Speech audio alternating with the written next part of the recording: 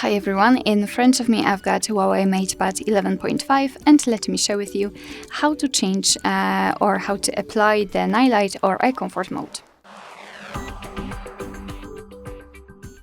So let's start with opening the settings. We will begin with customization of this mode, and after that I'll show you faster access to it. So here in this left section we have to enter display and brightness. And now let's localize eye comfort. Let's tap on this option and let's turn it off first of all. So let's tap on enable all day, which is a manual option. So you have to manually turn it on and off. After that, I'll show you the automatic version. After turning it on, you can see a slight difference in the screen. You can see that it is a little bit yellowish or amber.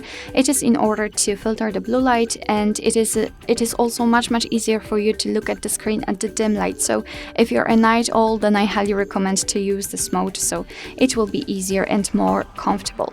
You can change the intensity of that filter with the usage of this switcher. By going to the left, you can make it cooler and it is not really that visible, and by going to the right, you can make it much warmer in comparison to the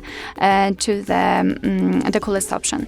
So again, up to you which option is most comfortable for you. As I said, turning it on and off is manual. Unless you will set the scheduled option. So let's tap on this switcher and you can freely tap on start, and just by swiping choose the start time, then the end time, and your device will apply the eye comfort accordingly, of course, between the start and the end time. It's up to you whether you want to use it or not.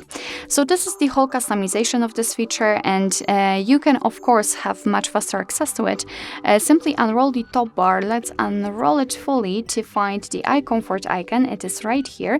It is of course turned on, so if you want to turn it off, just tap on it and tap on it again to turn it on. You can clearly see the difference between the eye comfort on and off.